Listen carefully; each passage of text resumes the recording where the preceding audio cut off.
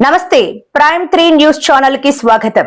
ప్రతిక్షణం ప్రజల కోసం మీ సమస్య పరిష్కారమే మా లక్ష్యం. మీ సమస్యలను 7382273833 వాట్సాప్ చేయండి చాలు. మా వార్తలు మీకు నచ్చినట్లయితే లైక్ చేయండి, షేర్ చేయండి, సబ్స్క్రైబ్ చేయడం మాత్రం మర్చిపోకండి. కండబలంతో సాక్షులను బెదిరించిన ఎమ్మెల్సీ అనంతబాబు బెయిల్ రద్దు చేయండి. విదసం నేత డాక్టర్ బూసి. దళిత యువకుడు వీధి సుబ్రహ్మణ్యం హత్య కేసులో ప్రధాన నిందితుడు ఎమ్మెల్సీ అనంతబాబు న్యాయ సౌకర్యాన్ని దుర్వినియోగం చేశాడని, కండబలం చూపించి సాక్షులను బెదిరించినందుకు సిఆర్పిసి 439 కింద తక్షణమే బెయిల్ రద్దు చేయాలని విదసం విస్తృత దళిత సంఘాల ఐక్య వేదిక రాష్ట్ర convener doctor Busi Venkatrao demand చేశారు. వీధి సుబ్రహ్మణ్యం కేసులో ప్రధాన సాక్షులను బెదిరించిన నేపథ్యంలో అనంతబాబు బెయిల్ రద్దు చేయాలని డిమాండ్ చేస్తూ ఈ రోజు గాజువాకలో విదసం నాయకులు నిరసన తెలిపారు. ఈ సందర్భంగా వెంకట్రావు మాట్లాడుతూ వీధి సుబ్రహ్మణ్యం హత్య కేసులో న్యాయాన్ని నిలబెట్టడానికి ధైర్యంగా ముందుకు వచ్చి నిజాయితీగా సాక్ష్యం చెప్పిన వారిని అనంతబాబు అనుచరులు, వైసీపీ నాయకులు రహస్య ప్రదేశానికి తీసుకెళ్లి కోర్టులో అనంతబాబు న్యాయవాది సూచన ప్రకారం తప్పుడు సాక్ష్యం చెప్పాలని ఒత్తిడి చేసి బలవంతంగా డబ్బు చేతిలో పెట్టి మర్యాదగా డబ్బు తీసుకోండి లేకపోతే చంపేస్తామని బెదిరించడం అంటే అనంతబాబు నేర ప్రవృత్తిలో ఏమీ మార్పులు రాలేదన్నారు. ఐపీఎస్ అధికారి నేతృత్వంలో సిట్యువేషన్ సుప్రీంకోర్టు కూడా పోలీసుల తాలూకా చర్యని ఖండిస్తూ నవంబర్ నెలాఖరు లోపల ఈ కేసు తేల్చాలని చెప్పి కోర్టుకు ఆదేశించారు. అయితే నవంబర్ నెలాఖరు లోపల ముగించడానికి వేగవంతమైనటువంటి విచారణ నేపథ్యంలో ఈ కేసులో శిక్ష తప్పదు అని చెప్పి భయపడినటువంటి అనంతబాబు హత్య కేసును తప్పించుకోవడం కోసం ఇంకో నలుగురు హత్యకు సిద్ధపడ్డాడు.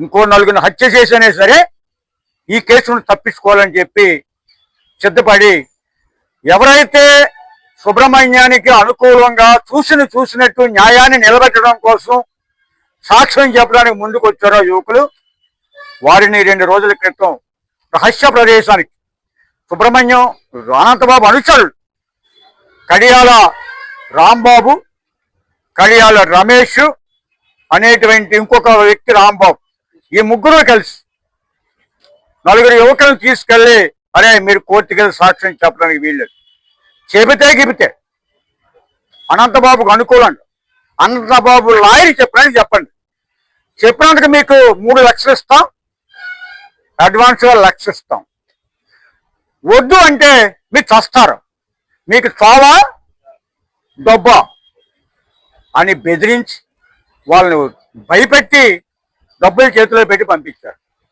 ఆ యువకులు నిజాయితీకి కట్టుబడి అక్కడ భయపడి వాళ్ళ నుంచి డబ్బులు తీసుకుని బయటకు వచ్చినా పోలీసు వారికి ఫిర్యాదు చేసి అయ్యా మా మీద పలానా ఎమ్మెల్సీ అనంతబాబు మనుషులు కడియాల రాంబాబు, రమేష్, ఇంకొక దొరబాబు, వీళ్ళ ముగ్గురు కూడా మా మీద ఇలా హత్యా ప్రయత్నం చేశారు, ఇగో ఈ డబ్బులు వాళ్ళు ఇచ్చినవని చెప్పి స్టేట్మెంట్ ఇస్తే పోలీసులు కేసు నమోదు చేశారు. అనంతబాబు ఎస్కేప్ అయ్యాడు. ఎలా ఎస్కేప్ అవ్వగలిగాడు? ఖచ్చితంగా స్టేషన్ నుంచే ఇన్ఫర్మేషన్ వెళ్ళింది, దాన్ని సరిదిద్దుకోండి. నెంబర్ 1. రెండవది, ఇవాళ సిఆర్పిసి 439 ఒకసారి మీరు చదివితే ఇలాంటి కేసుల్లో బెయిల్ పొందినటువంటి వాడు ఎవరైనా సరే తిరిగి సాక్షుల్ని బెదిరించే కుట్రకి ప్రయత్నాలకి పాల్పడితే అతను బెయిల్ రద్దు చేసి కటకటాల్లోకి నెట్టాలని చెప్పి చట్టం చెబుతుంది. కాబట్టి ఆ సిఆర్పిసి 439 ప్రకారం అనంతబాబుని వెంటనే కటకటాల్లోకి నెట్టాలి. రెండవ అంశం, సాక్షులకు సంబంధించి సాక్షులను బెదిరింపులకు పాల్పడితే వారి రక్షణ ఇవ్వాలని చెప్పి గతంలో ఉన్న సిఆర్పిసి చట్టంతో పాటు మరిన్ని కఠినమైనటువంటి షరతులని, పద్ధతులని సుప్రీంకోర్టు ఆచారాం బాపు కేసులో ఆదేశాలు ఇచ్చింది. ఆ ఆదేశాల ప్రకారం ప్రభుత్వం వెంటనే కాంపిటేటివ్ అథారిటీ అంటే జిల్లా కలెక్టర్, ఎస్పీ చొరవ తీసుకుని ప్రొటెక్టివ్ యాక్షన్ రిపోర్ట్ తయారు చేసి దాని ప్రకారం అతనికి ఆ సాక్షులకి రక్షణ కల్పించాలి.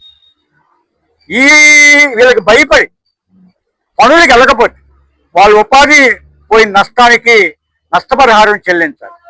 వాళ్ళ కోర్టుకు రాలేకపోతే పోలీసు రక్షణతో వారిని తీసుకెళ్ళాలి. ఇంకా ఇబ్బందులు ఉంటే వారిని ఇళ్ల నుండే ఆన్లైన్లో విచారణ జరిపించాలి. ఒకవేళ కోర్టులో విచారణకు వారు హాజరవ్వగలిగిన పరిస్థితులు పోలీసులు కల్పిస్తే విచారణని కోర్టు హాల్లో బహిరంగంగా కాకుండా జడ్జి గారి ఛాంబర్లో రహస్యంగా వారి స్టేట్మెంట్ ని రికార్డ్ చేసేటువంటి రక్షణ చర్యలు